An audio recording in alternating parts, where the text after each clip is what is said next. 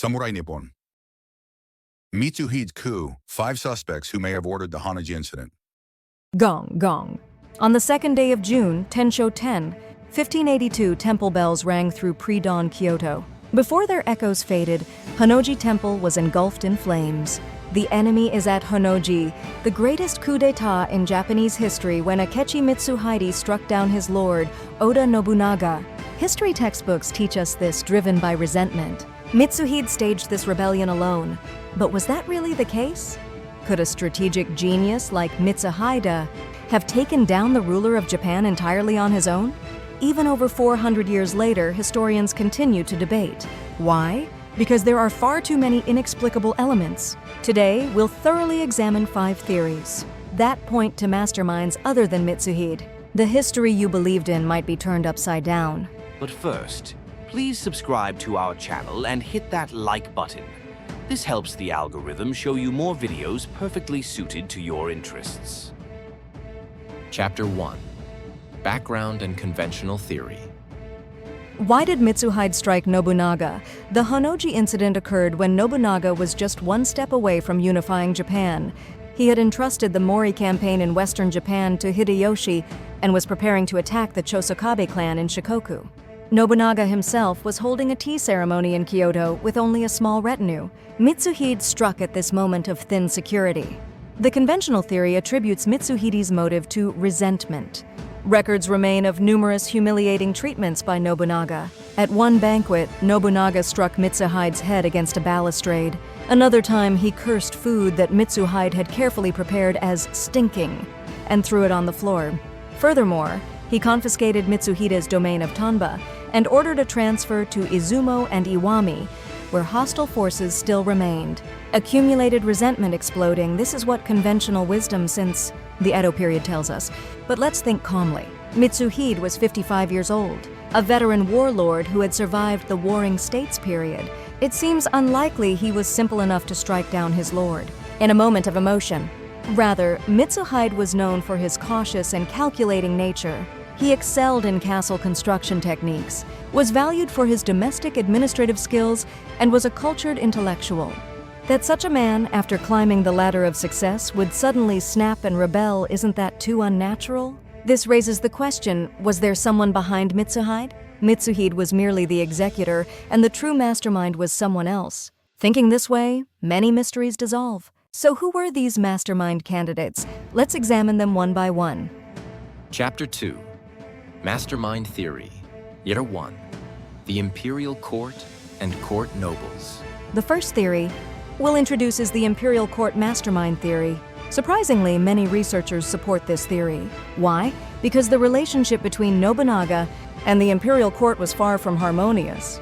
Nobunaga was a man who refused to recognize existing authority. He burned down Mount Hiei and thoroughly suppressed the Iko-Ikki Uprising's Buddhist militant groups. Just as he showed no mercy to religious forces, he began taking a high-handed attitude toward the imperial court as well. The relationship with Emperor Ogimachi was particularly problematic. Nobunaga is said to have pressured the emperor to abdicate. There's suspicion he tried to install a new emperor, more convenient to himself while exploiting imperial authority.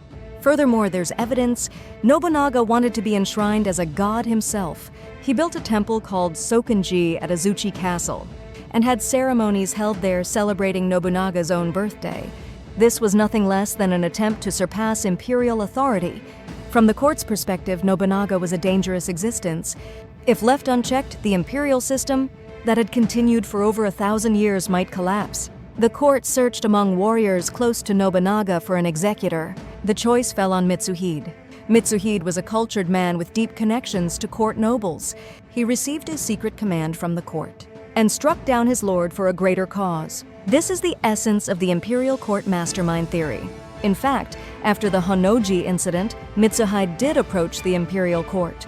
There's evidence he presented silver to Emperor Ogimachi, seeking imperial sanction. If Mitsuhide were merely a rebel, why would he turn first to the court? Isn't it more natural to think there was some prior arrangement? However, this theory has weaknesses. No decisive documentary evidence remains. If the court had been involved, naturally, all evidence would have been destroyed. That's why the truth may have vanished into darkness. Chapter 3. Mastermind Theories. Number 2. And number 3, Toyotomi, Hideyoshi, and Tokugawa Ieyasu. Next to examine is the Hideyoshi mastermind theory. This may seem far-fetched at first. After all, Hideyoshi was supposedly the person most saddened by Nobunaga's death. However, events aligned far too conveniently. When the Honnoji Incident occurred, Hideyoshi was in the midst of water-attacking Bichu Takamatsu Castle. Peace negotiations with the Mori were stalling, creating a stalemate. Yet upon learning of Nobunaga's death, Hideyoshi executed the lightning-fast chugoku ogaeshi Great Return from Western Japan. Covering a distance that normally takes over a week in mere days, he defeated Mitsuhide at the Battle of Yamazaki. This godlike speed would have been impossible without prior knowledge of Nobunaga's death, some point out. Proponents of the Hideyoshi mastermind theory reason as follows. Hideyoshi incited Mitsuhide to rebel and had him strike Nobunaga. Then he himself, as a hero, defeated Mitsuhide, taking the form of avenging his lord. This would dramatically increase his influence within the Oda house. A perfect two-birds-one-stone strategy. A strategist like Hideyoshi could certainly make such calculations. Even more puzzling is how easily Hideyoshi concluded peace with the Mori. The swiftness suggests prior arrangement. Perhaps Hideyoshi was also in contact with the Mori and had advanced knowledge of the Honnoji Incident. Such suspicions even arise. And third, the Tokugawa Ieyasu mastermind theory also has strong support. When the Honnoji Incident occurred, Ieyasu was in Sakai. He had traveled to the capital at Nobunaga's invitation and was being entertained. However, upon hearing news of the incident, Ieyasu staged a desperate escape through Iga with only a few retainers, the famous Iga-go. At this time, was Ieyasu truly in mortal danger? Or was he fleeing in fear that his involvement would be discovered? Ieyasu had reason to resent Nobunaga.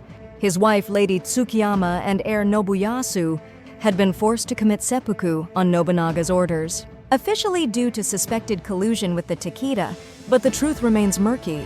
To Ieyasu, Nobunaga may have been the enemy who took his wife and son.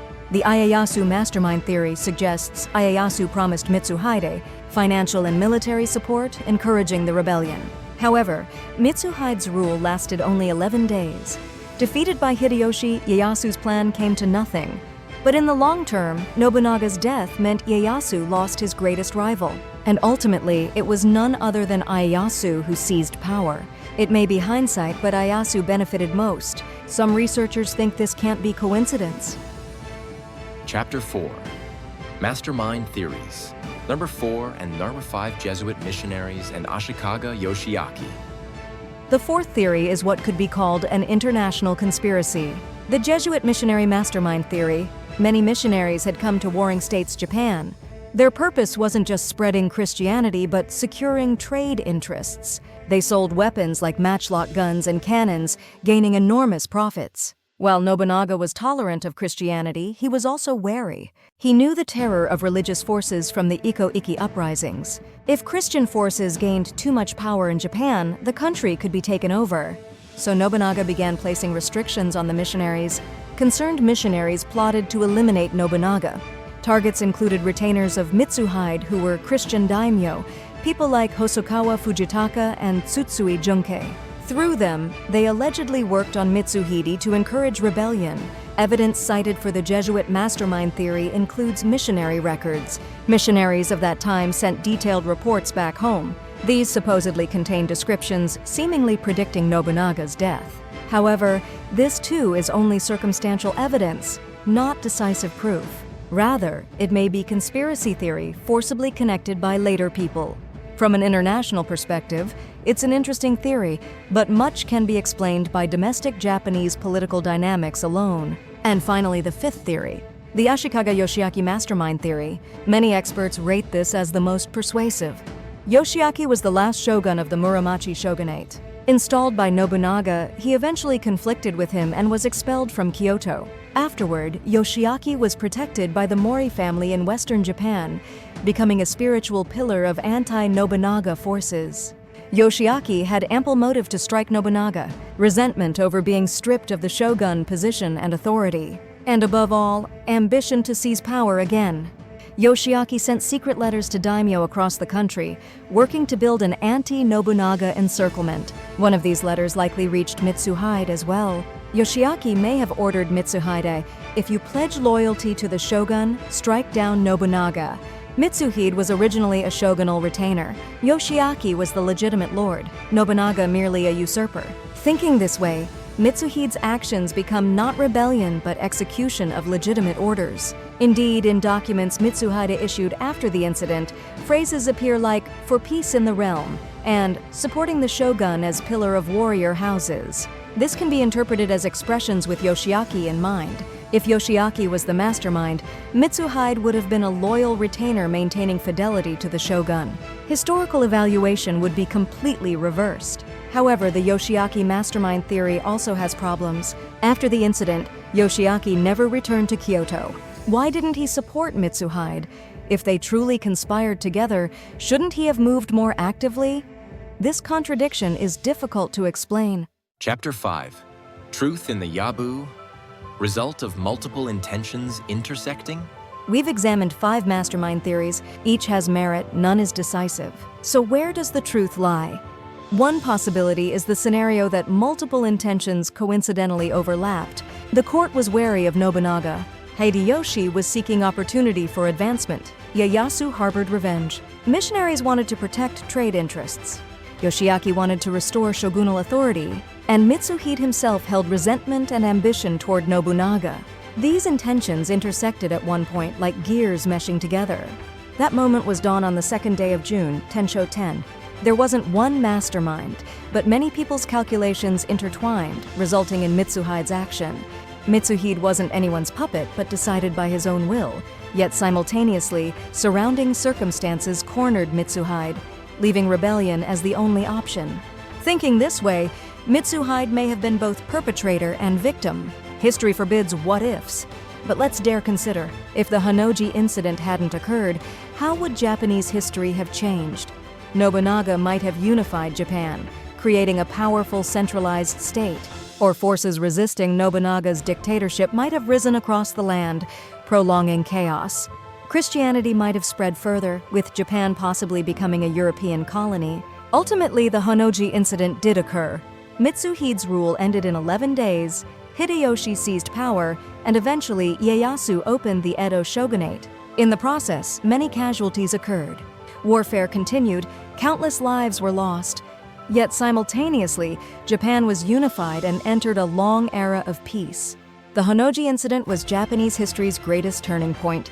Whoever the true culprit, today's Japan wouldn't exist without this incident. Should we call it history's irony or fate's mischief? Even over 400 years later, we remain fascinated by this mystery.